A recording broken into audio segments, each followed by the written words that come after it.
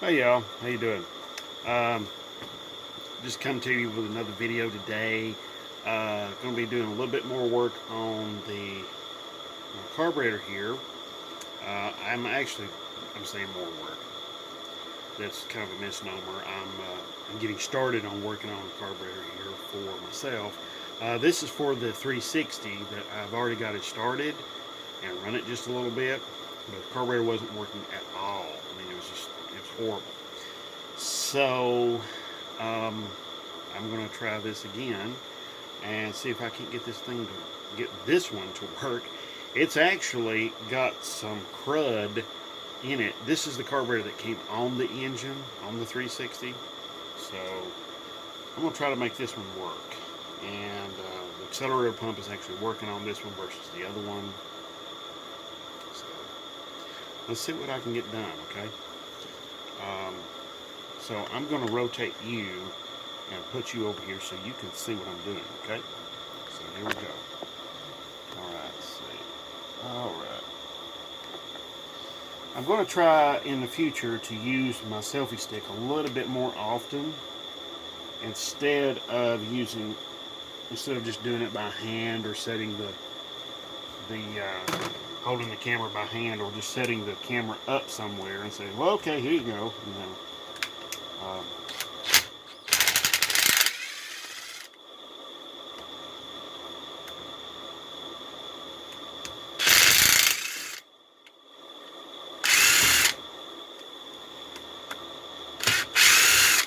Now,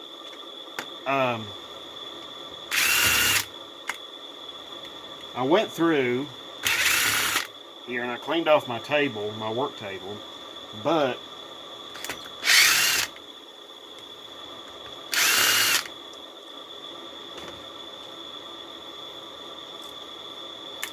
this is a Holley 2-barrel. This is not the typical, Holley 2-barrel that, the ones that look like half of a Holley 4-barrel. Yeah, this is not it. This one is one that is a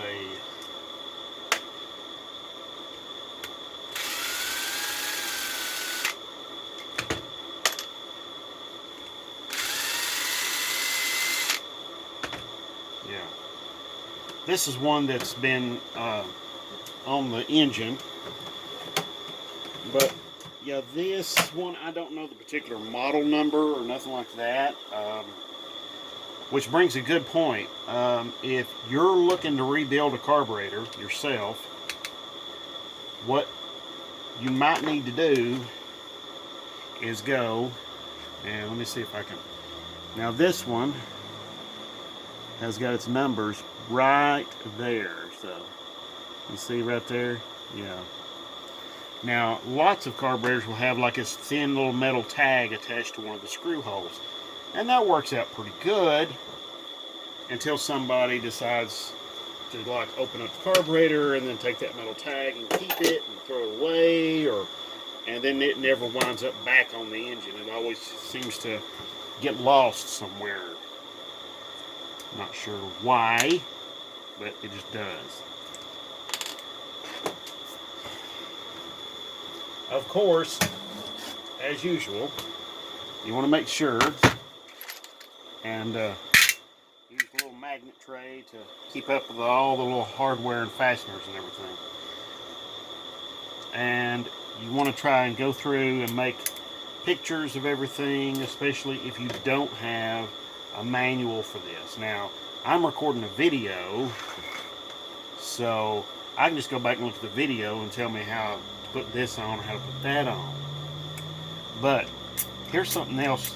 You hear that? I tell you what, hold on. Got a fan running and that thing is loud, loud, loud. You hear that? Yeah. See, the accelerator pump in this one is very healthy. So this one's working actually pretty good. I'm going to leave that fan off because it's just so incredibly loud, and I want you to be able to hear what I'm saying and pass along the information here. Let's see. That I don't have to take off. Basically, I'm not going to go through and rebuild this carburetor, from stem to stern. I'm just going to do a lot of cleaning on it. I'm going to get it into good, decent working order, and then I'm going to put it on the engine, and going to get it going, and see if I can get, you know, a little better idea about that engine. Now, most people would be like, okay, that's good enough, and they would have just, you know, called it a day and went ahead and started tearing that engine apart and started ordering parts and everything, but gaskets and everything. But I'm a little, I would like to hear it idle and, you know, that sort of thing. So, here we go. So, anyway, get this little nut off right here. This nut has got some crap in the thread, some dirt and everything. There's a lot of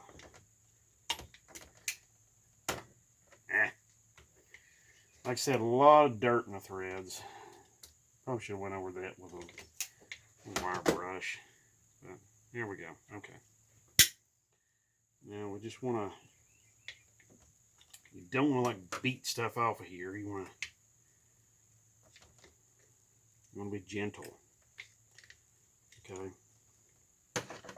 You want to use some force, but you know, you want to be delicate. You want to be mindful that it's easy to break stuff. Very easy to break stuff. So, you know, you gotta be super careful. Gotta be super careful. So, what we're gonna do is looking in here in the throttle, here where the air goes in, and I'm not seeing in the throat of the carburetor, I'm not seeing anything. No other screws. I just pried down on it and got it, this gasket to break loose. Now, lots of times, you know, you can get the gasket to come off in one piece. Sometimes you can, or sometimes you can get it to come off well enough that you can still go back and reuse it. I was hoping I wouldn't have to take this little nut off right here, but that's the way it goes. I'm going to have to, it looks like.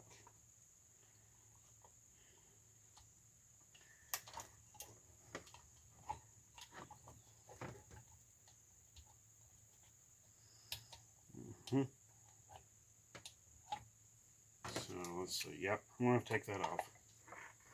It's part of the accelerator pump.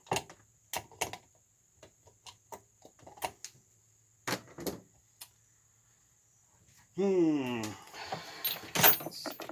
Be a lot faster with a socket.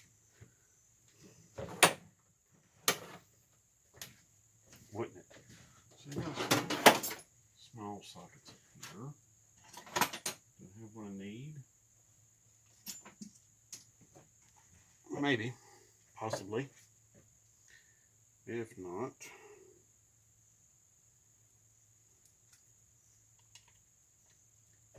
oh yeah. Okay, there we go. That's so much better. Now, to do this properly, you would go through and you'd order a kit, and you would clean everything very thoroughly. You would disassemble everything down to the last nut and bolt. But we're not going to do that. I'm not going to do that this time because, like I said, this is just going on that 360. And all I want to do is just get it running well enough so I can do a little bit better evaluation than what I have already. Okay? That's all I want to do. That's it. I just want to make sure there's no, you know, nothing going to come back and be a tremendous problem for me. Okay.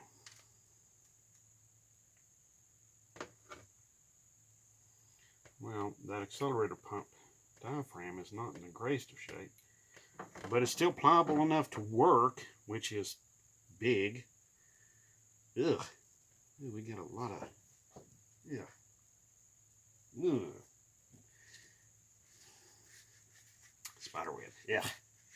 Hey, spiders. Nasty creatures. Okay, yeah. Something else, too, is I liberally lubricated this throttle shaft to where it would work. Well, there's my needle for my needle and seat. Yeah. And I very thoroughly lubricated this where it would work. And as you can see, lots of rust right here. I'm going to do my best to clean all of this out. But as you can see, all this is what happens to your gas.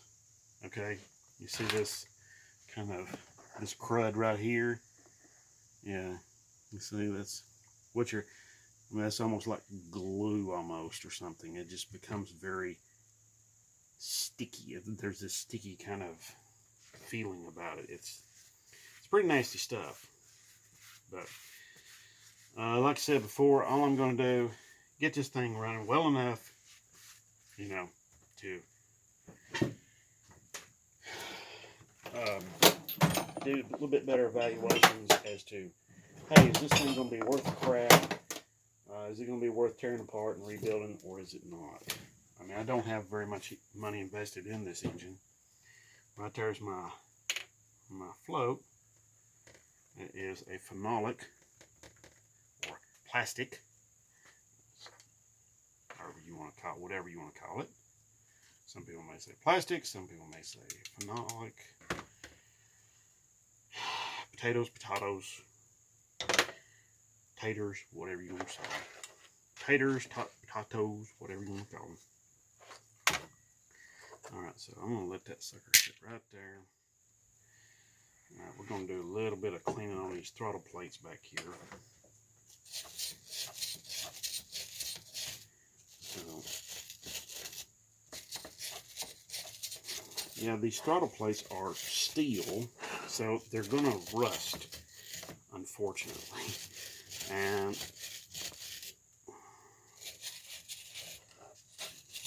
if moisture gets on them, and some moisture has gotten on them, not a lot, but enough that it causes the carburetor to seize up. And that was a little bit of a disheartening thing for me, because I was fearful that the entire engine was absolute crap after that. But it was, I was very fortunate it wasn't. It wasn't crap, it was great. It's still great. Okay, so engine's turning out to be really great, so I'm pretty happy with it. But I want to hear it run a little bit longer, a little more in depth than what I've gotten here so far. I've gotten here, you know, just a little bit of running here and a little bit of running there, and you know, me pointing at the throttle down into the carburetor, the throat of the carburetor, that is. And what I want to do is I want it to run a little bit more on its own, without somebody having to stand there with a bottle of gas dumping it down into the throttle. Now,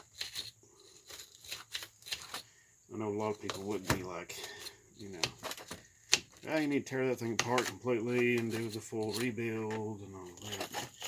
Like I said again, this is just a carburetor. I'm going to just,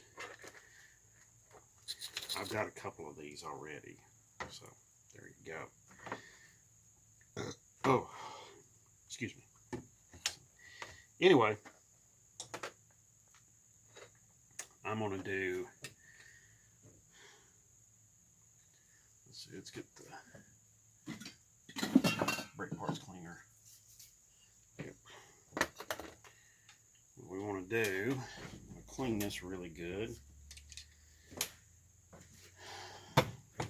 Clean the insides anyway really good. And we want to get everything cleaned out so we're not getting any extra dirt down in the engine. So,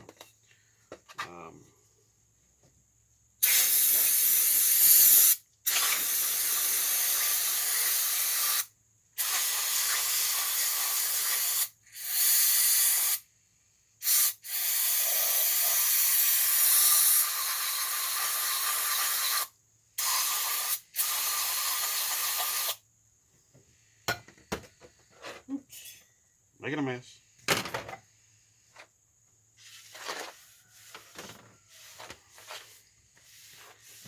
Of course I'm making a mess.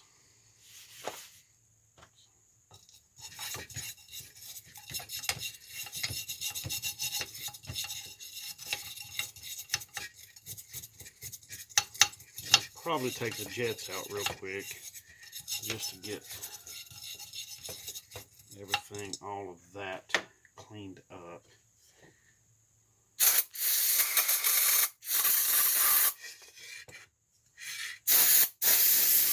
Okay, that one's done.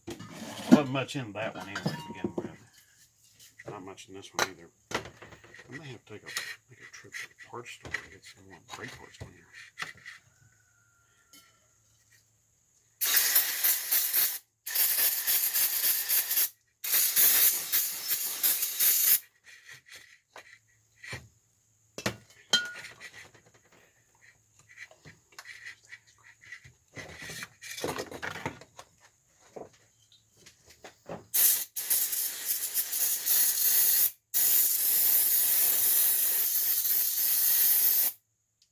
Alright.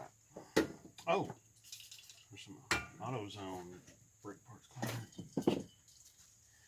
Got that big can right there.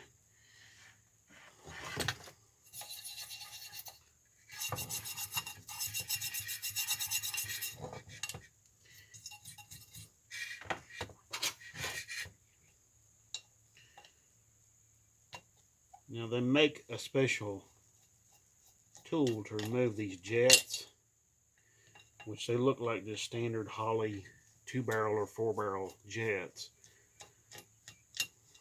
But I've just always used a flat tip screwdriver. Now some people will go in there and they'll tighten the hell out of them and all of that. That's just not necessary. I mean, you're just tightening a jet. There's no reason to go so hog wild on tightening up a jet. Okay, it's not necessary, it's not needed.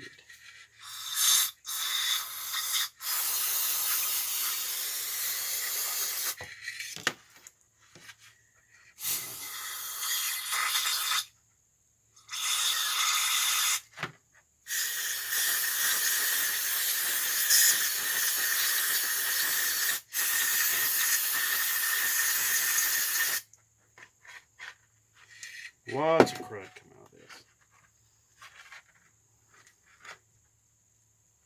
Lots and lots of crud.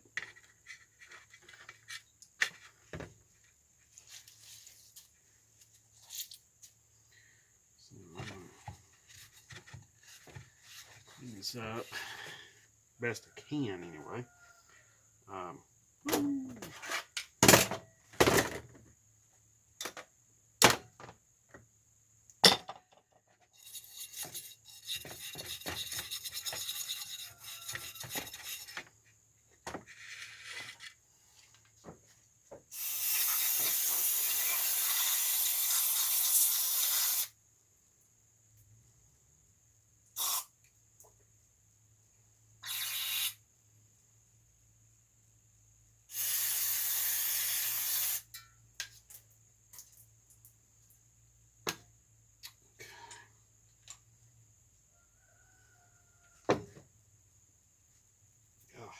Jeez. Crud and filth down in there is just unbelievable.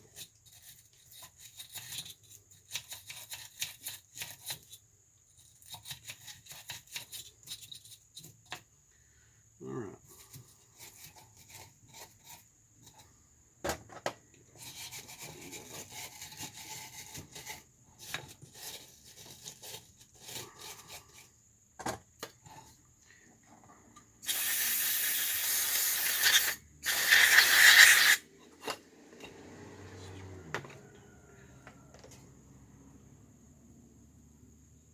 Okay, now if you've seen all of this stuff that came out of this carburetor, that's why it's important to rebuild carburetors. And that's why it's also important to never go and throw a carburetor on an engine that's been sitting. Very, very important. Don't do that. Because what happens is all that trash that you see here on my workbench now, that all goes into the engine. And down into the intake, down into the engine, which is very, very bad.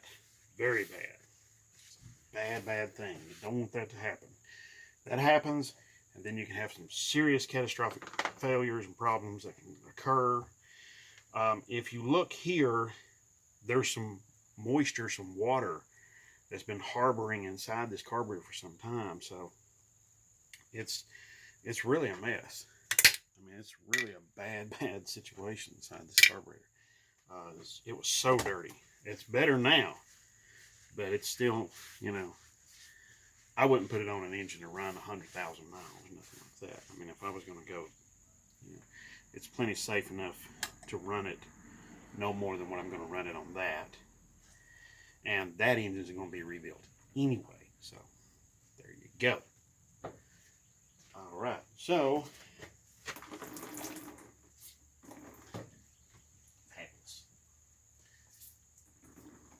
all right. So anyway, there we go.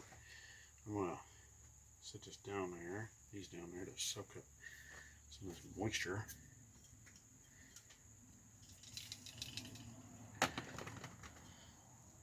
And toss these.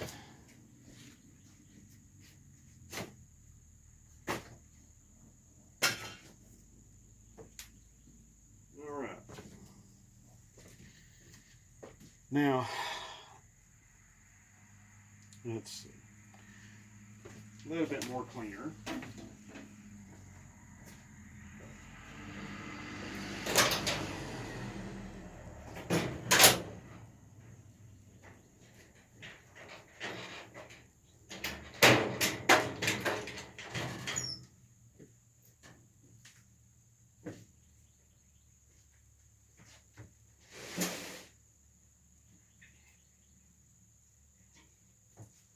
Okay, got a can left here. Break right here.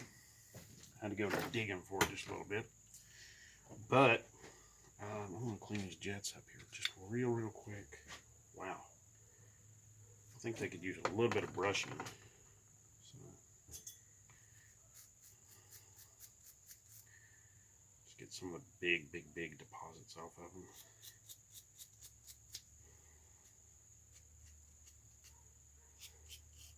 Now, I'm using a brass bristle brush, okay? I'm not using a steel brush.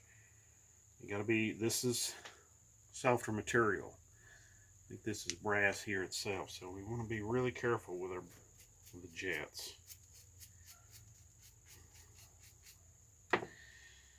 Now, this is off of a 79 model engine, so it's you gotta be really careful.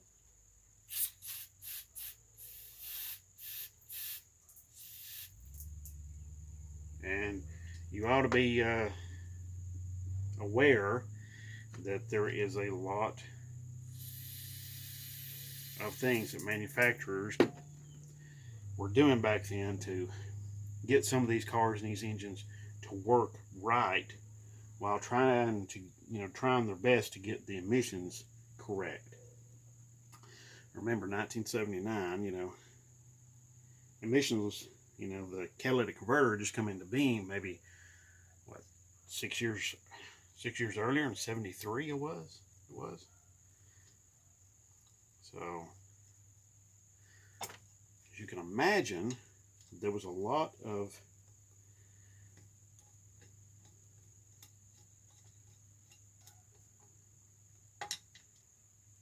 now, I'm going to interrupt that just a minute.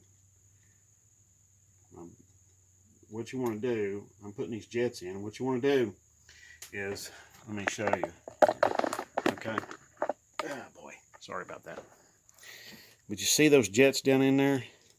Now, see, I'm going backwards. There's a good reason. If you go backwards and you'll physically feel that jet, the threads on it will hear that click. Hear that click? All right, see, they lined up. The threads are now lined up. I'm putting very little force to turn this in. Very little. So that's something you can use right there. All right, so just be aware that when you take these apart, when you're working on these carburetors, you've got to be really careful. Okay, ready? Oh man. Really? Okay. All right.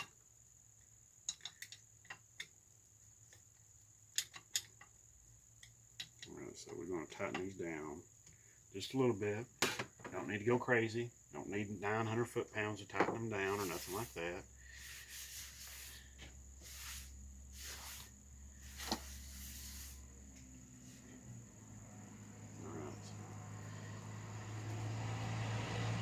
Alright. Ugh. Still got some stuff down in there in the carburetor throat. Now, lots of times I also use an old toothbrush, which is really great because you can use the old toothbrush to help get some of this stuff cleaned out. And toothbrushes are great because they're small, they have that small head, you know, and soft bristles, so they're not going to like scratch everything all to hell. You know, you can just get in there and you can just start really cleaning stuff out and really get stuff cleaned out the way you like. Alright, so what we're going to do.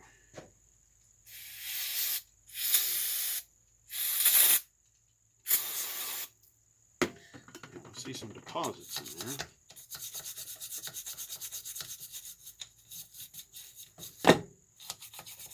Now, some people will say, oh, you need to be using carburetor cleaner, but I've used both. Both do a nice job. I think brake parts cleaner does a little bit better. So, but it does dry faster, so it seems to dry just a little faster. So it's your personal preference on that. You can do whatever you want to.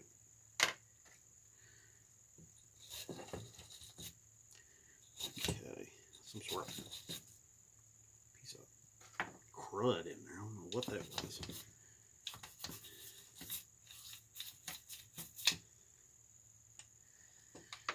All right.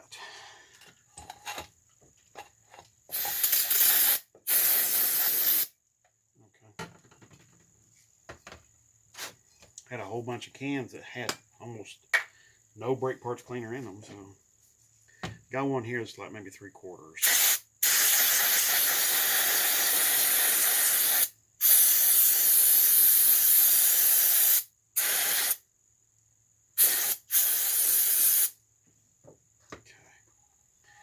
Alright, that's a lot cleaner.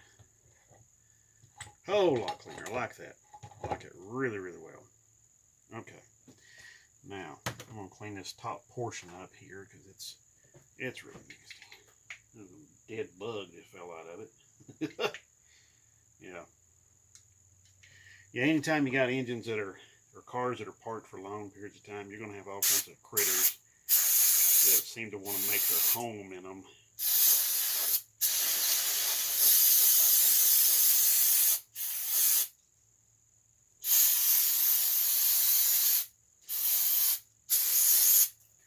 Now these old phenolic resin floats, stuff like that, you got to be really careful with them. You can't go and start hammering on them or nothing like that. You got to be really gentle with them. So.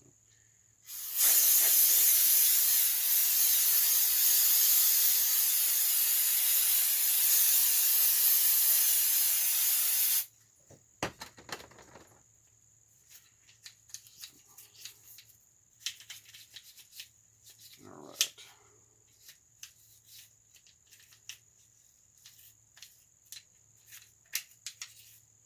Now, I don't have a kit for this thing, so I'm not going to go and like go whole hog on this, you know, like most people normally would, or you should anyway. But like I said, this is going on an engine that's getting rebuilt anyway. All I want to do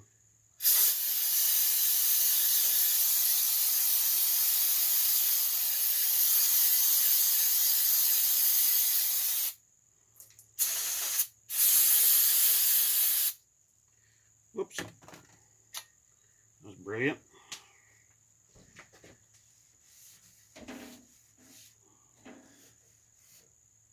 accidentally sprayed some on my Barracuda. So anyway, okay, there we go. That's looking a lot cleaner.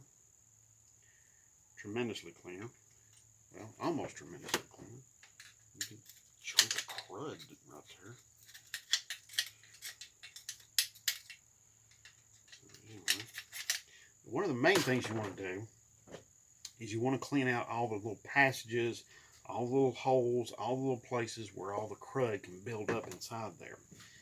And a good way to do that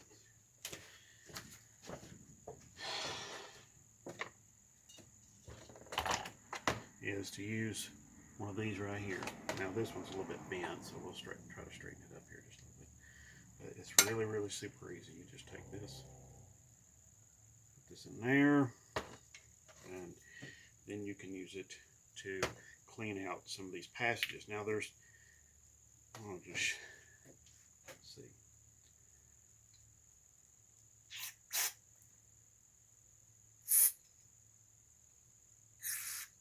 Okay.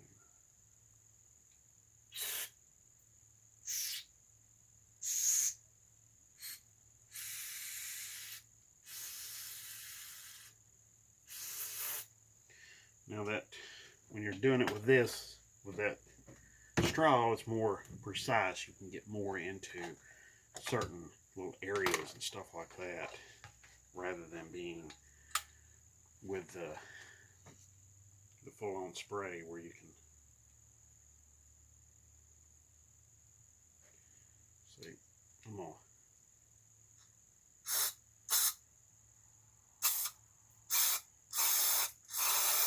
okay. Hopefully you can see that what I'm doing here as I'm trying to, yeah, okay. Yeah.